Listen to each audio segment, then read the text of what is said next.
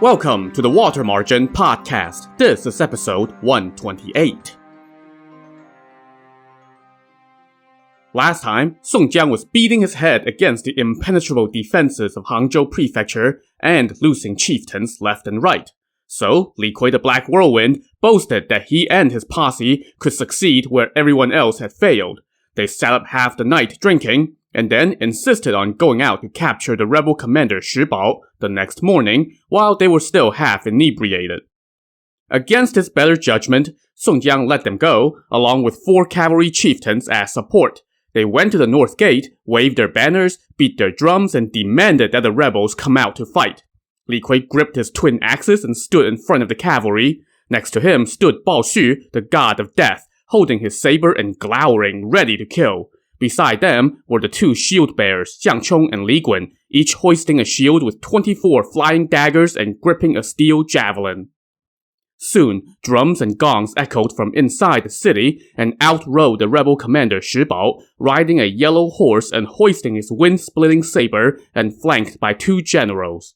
As soon as these 3 rode out of the city, Li Kui let out a mighty roar and charged forward with no fear. In the blink of an eye, he and his posse had dashed to right in front of their foes. Before Shi Bao could take a swing at them, Li Kui had already sliced off his horse's legs. But, unlike other foes who had met their end in that situation, Shi Bao quickly leaped off his falling horse and ran and hid within his own lines. Bao Xu, meanwhile, cut down one of the 2 rebel generals with one swing of his saber, and the 2 shield bearers let fly their daggers.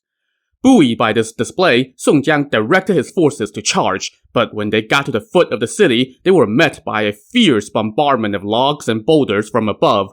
Fearing more losses, Song Jiang quickly ordered his troops to fall back. But Bao Xu had already charged into the city.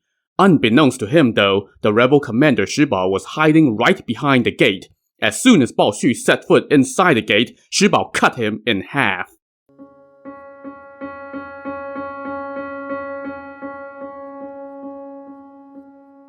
When the Song forces returned to camp, Song Jiang was once again brooding. Even Li Kui broke down in tears at the loss of Bao Xu, and Wu Yong said, "That wasn't a good idea either. Even though we killed one of their generals, it also cost Li Kui his right-hand man." Just then, the hunter brothers Xie Zhen and Xie Bao arrived with news. They told Song Jiang that they were conducting recon at a village a few miles outside the south gate when they came across dozens of ships moored by the riverbank. They went to have a look and asked around. Turns out, those were grain ships commanded by an administrator from a nearby rebel-held county. Xie Zhen and Xie Bao were going to kill him, but the administrator wept and begged them for mercy, saying, "We used to be citizens of the Song, but Fang La is crushing us with levies, and if anyone refuses to pay, their entire family would be killed. We were hoping that we would see peace again now that the heavenly troops have come to pacify the rebels, but who knew we would run into even more calamity?"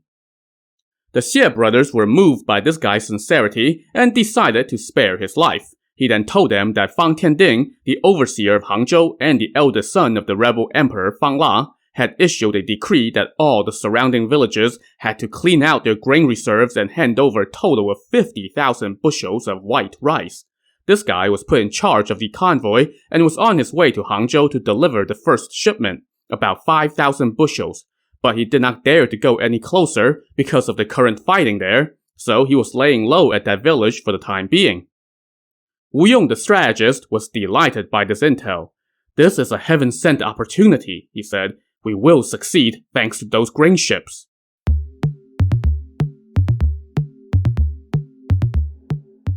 The next day, the administrator and his fleet of grain ships approached one of the water gates and asked the guards to open up. The guards asked for their identity and then reported this to Fang Tianding. He sent one of his generals out to inspect the ships. The general took a look and reported back that everything seemed to be on the level. The only people on those ships were the rowers and their wives. Just to be safe, Fang Tianding sent out 6 generals at the head of 10,000 men to keep watch over the northeast corner, just in case Song Jiang's forces tried anything. It didn't take long for the administrator and his rowers to transport their grain into the city, and then the rebel generals brought their forces back inside. Just in time too, because they could see Song Jiang's forces coming in the distance. The Song army arrived after the grain had all been delivered, and they now surrounded the city, setting up their lines about a mile off. Around 9 p.m. that night, a string of cannon shots suddenly rang out from a hilltop inside the city, and soon fires broke out all over. Fang Tianding was shocked when he got the news, and since he did not know how big an enemy force had penetrated the city, he hurriedly donned his armor and got on his horse. By then, the guards at the gates had already fled for their lives, and Song Jiang's forces were in the process of breaching the gates. So, as you may have guessed, the rowers on the grain ships were actually chieftains, including the 3 female chieftains who posed as rowers' wives. Among them was Ling Zhen, the sky-quaking thunder, and he was the one who set off the cannon blasts in the middle of the night, while the others set the city on fire. While Song Jiang's land forces were storming into the city, the navy on the west side, commanded by Li Jun, the river dragon, was also advancing. They seized the harbor along the lake, and the ships docked there, and then rowed across the lake to the city, where they then went on land and seized the various water gates. As chaotic fighting engulfed the city, only the south gate was not under siege, so all the rebel forces were fleeing through that gate. Fang Tianding, the city's overseer, had only a few foot soldiers with him as he fled out through the south gate and ran like a dog that lost its home and a fish that slipped through the nets. As Fang Tianding passed a place called 5 Clouds Hill, he suddenly saw a man climb out of the river, naked and carrying a knife in his mouth. Fang Tianding did not like the look of this guy as he approached, so he lashed his horse to make it go faster.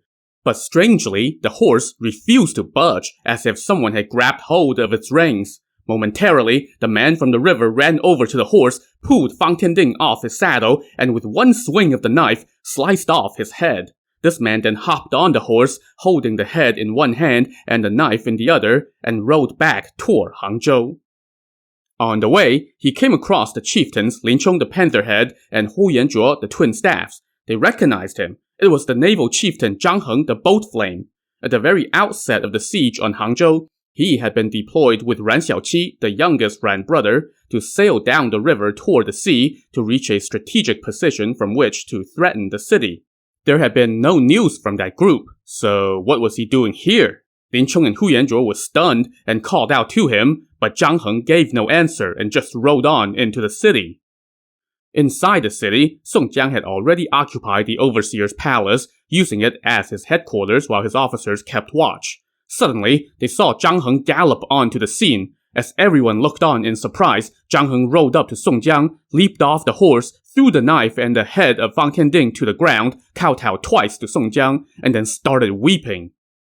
"Brother Zhang Heng, where did you come from?" Song Jiang asked as he held Zhang Heng in his arms. "And where is Ran Xiaoqi?" "I am not Zhang Heng," said Zhang Heng. "Then who are you?" Song Jiang asked. "I am Zhang Shun. I was killed outside these gates by arrows and javelins. My spirit was drifting around these waters, but the Dragon King of West Lake took pity and made me a god in his palace.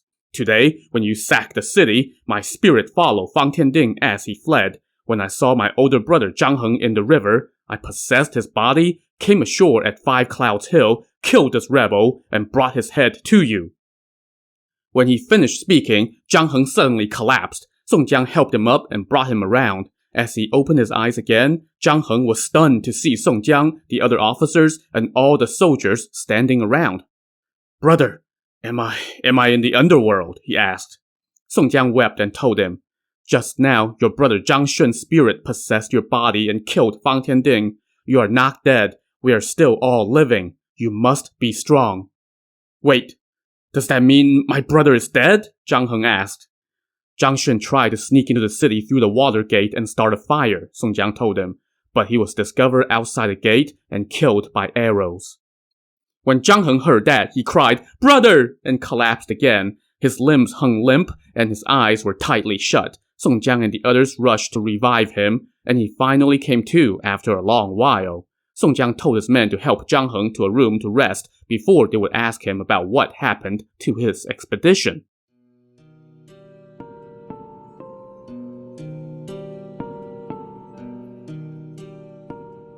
Song Jiang now ordered all the chieftains' contributions be recorded. As morning approached, everyone assembled and reported their deeds. In all, they had killed 2 rebel generals and captured 2 others.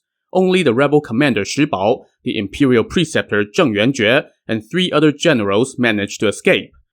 Song Jiang put out notices to assuage the civilians' fears, rewarded his troops, and sent the 2 captured generals to his superiors for execution. As for the grain delivery guy who helped them get into the city, he was recommended to be a county magistrate. As all the officers were catching their breath, word came that the youngest Ran brother, Ran Xiaoqi, had just climbed ashore from the river and was coming into the city. Song Jiang summoned him and asked what happened with his expedition down the river. Ran Xiaoqi said, "I went with Zhang Heng, Hou Jian the long-armed ape, Duan Jingzhu the golden-haired hound, and some sailors. We found some ships along the coast and set sail. We were hoping to steer the ships inland up the Qiantang River, but the winds and tides drove us out to sea. When we tried to get back, we ran into a gale that capsized our ship, and everyone fell into the sea. Hou Jian and Duan Jingzhu didn't know how to swim, and they drowned. All the other sailors just scattered and fled for their lives. I alone swam back and was swept by the tides to a hill. There, I saw Zhang Heng in the river off 5 Clouds Hill. I waited for him to come ashore, but then he disappeared again. Last night, I saw the city erupt into flames and heard a cannon shot. I figured you were fighting in the city, so I came ashore. Has Zhang Heng arrived?" Song Jiang recounted what happened with Zhang Heng, and then told Ran Xiaoqi to go see his 2 brothers and resume his duties as a naval chieftain. He then ordered the navy to go collect all the ships from the river and prepare to advance on their next target. Still thinking of Zhang Shun, the white streak in the waves, Song Jiang now went to the gate where he was killed and erected a temple on the bank of West Lake in his honor and personally offered sacrifices to him. But Song Jiang wasn't done. Thinking of all the chieftains that he had lost since the campaign began, he fell into a deep melancholy. He went to the local monastery and held a 7-night service to mourn the lost souls and erect altar tablets in their memory. After the service, Song Jiang ordered that all the imperial regalia in the overseer's palace be destroyed, since they were symbols of treason. All the gold, silver, and other valuables were distributed to the soldiers. The civilians of the city, meanwhile, feasted in celebration as they rejoiced in the, restoration of peace. While the city celebrated, Song Jiang and Wu Yong began planning the attack on their next target, Muzhou Prefecture. It was now the end of the 4th month of the year, and while they were planning, they got a visit from a deputy district commander and an envoy from the emperor. Song Jiang and his officers welcomed the visitors into the city, and the envoy read the imperial edict, which said, "To Vanguard General Song Jiang and Company, you all have rendered great service time and again in the expedition to pacify Fangla. We are therefore bestowing 35 bottles of imperial wine and 35 sets of silk clothing to your senior generals. For your junior generals, we bestow boats of satin."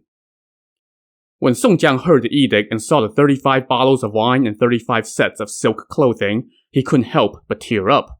The imperial court did not know. It did not know about the heavy casualties his band of brothers had suffered. It did not know about all the chieftains, senior or junior, who had been lost since the campaign began. It only knew that Gongsun Sheng, the Taoist priest, had left before the campaign and had sent rewards for 35 senior generals, even though there were now no longer 35 senior generals, and many fewer junior generals too. When the envoy asked why he was crying, Song Jiang informed him about the losses, and the envoy promised to tell the emperor when he got back to the capital.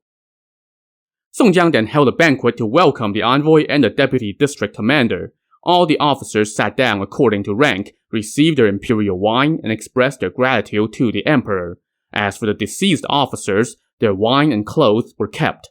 The next day, Song Jiang took a bottle of imperial wine and a set of silk clothing to Zhang Shun's temple and presented them to his spirit, putting the silk clothing on a clay figure in his likeness. The rest of the imperial gifts for the deceased were then cremated.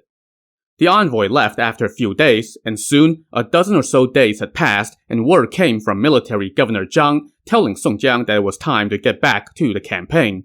Next up were 2 targets, Muzhou Prefecture and Shezhou Prefecture. From Hangzhou, they could go along the river and reach Muzhou, but they would have to take mountainous back roads to reach Shezhou.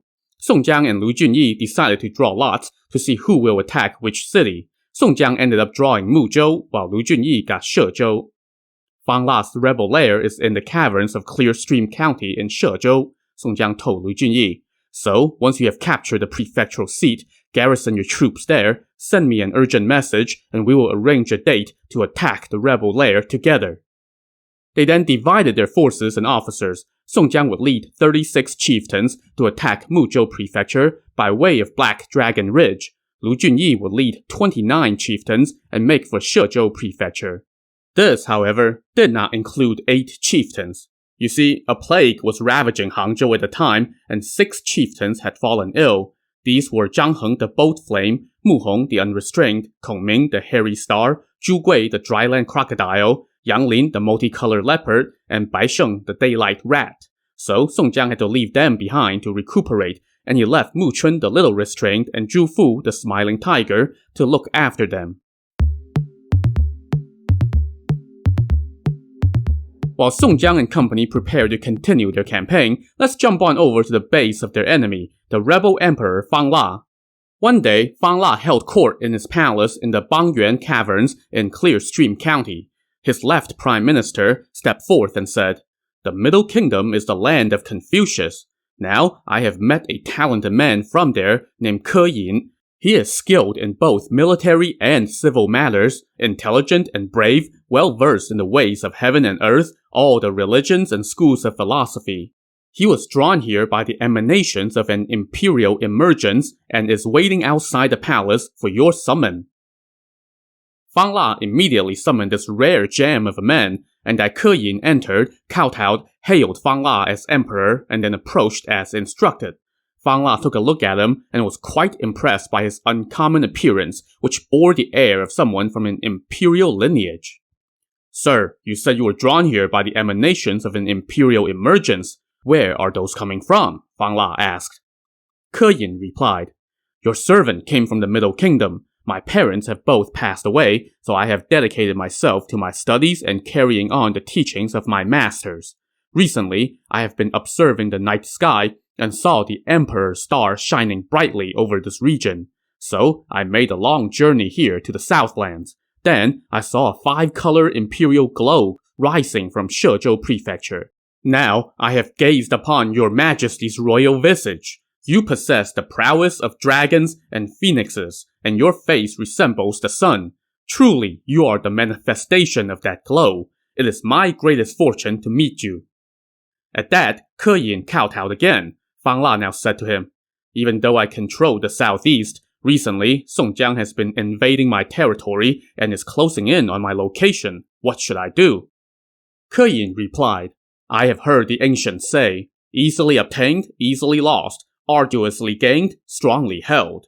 Since your majesty launched your enterprise, you have gained many prefectures without trouble. Even though you are currently being invaded by Song Jiang at a number of places, the tide will soon turn in your favor. Your empire will not be limited to just the Southlands. One day, the Middle Kingdom will also belong to you, and then you will enjoy boundless happiness. Even the great Han and Tang dynasties would not be your equal."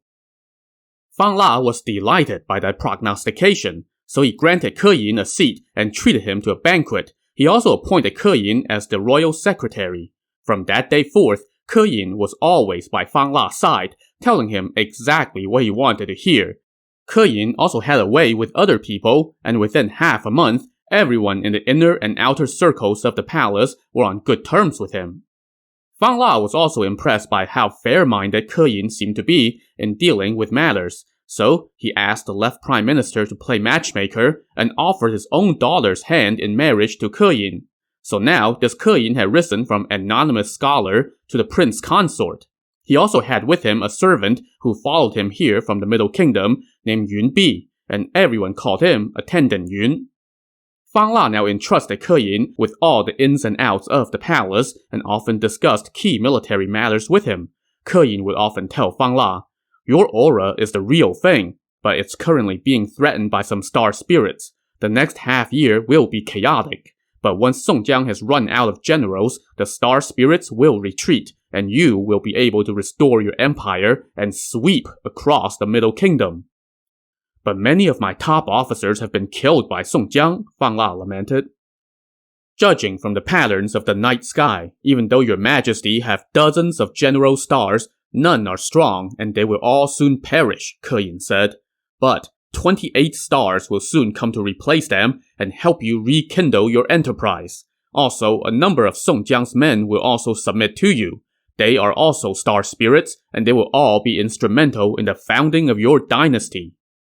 Fang La was delighted by those predictions, and so he kept on keeping on. Meanwhile, Song Jiang led his army and navy out of Hangzhou and set off for Fuyang County, where the remnants of the rebel forces that had cleared out of Hangzhou were holed up. They were led by the imperial preceptor Zheng Yuanjue, the commander Shi Bao, and 3 other generals. They sent urgent requests for help, and Fang La's right prime minister sent 2 stout generals to lead 10,000 men to reinforce them. The rebels combined their forces and staked out a position on a hilltop. When Shi Bao saw Song Jiang's forces approaching, he left the hilltop to fight them. Guan Sheng, the great saber, was just about to go meet him, but Lu Fang, one of the halberd twins, shouted, "Brother, wait! Watch me fight him for a bit first!"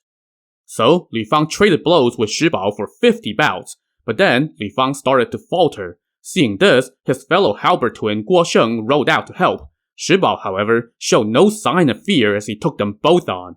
In the thick of this fight, Shi Bao suddenly heard gongs ringing on his side, telling him to fall back. As it turns out, the imperial preceptor Zheng Yuanjue saw Song Jiang's navy coming ashore with the wind, so he was afraid that they would launch a pincer attack, so he signaled for a retreat. Well, Shi Bao was currently tangling with 2 dogged warriors who refused to let him go. Then, Zhu Tong, the Lord of the Beautiful Beard, also joined the fray. The 3 chieftains finally proved to be too much for Shi Bao, and he deflected their weapons and fled. Song Jiang pointed with his whip, and his forces charged over the hill. Shi Bao's army could not hold their ground as they retreated, so they just kept falling back all the way to their base at Tonglu County, and Song Jiang kept up the pursuit through the night. After they passed White Hornet Ridge, Song Jiang pitched camp and then sent 10 chieftains at the head of 2,000 men to raid the rebel base, while instructing the 7 naval chieftains to advance on the river. The raid on the rebel base went smashingly. Around midnight, the rebel commander Shi Bao and the imperial preceptor Zheng Yuanjue were discussing military matters when suddenly a cannon shot pierced the night. As they rushed to their horses, the rebels saw torches coming from 3 sides, so they just fled behind Shi Bao's lead.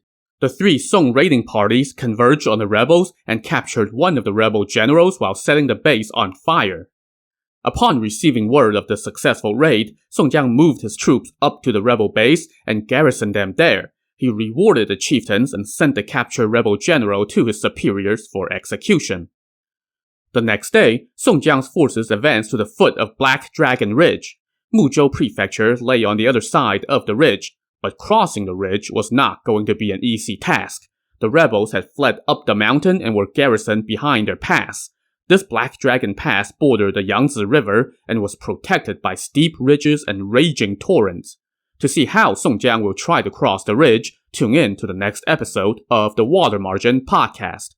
Also on the next episode, the rebel forces appealed directly to their emperor for help. So join us next time. Thanks for listening.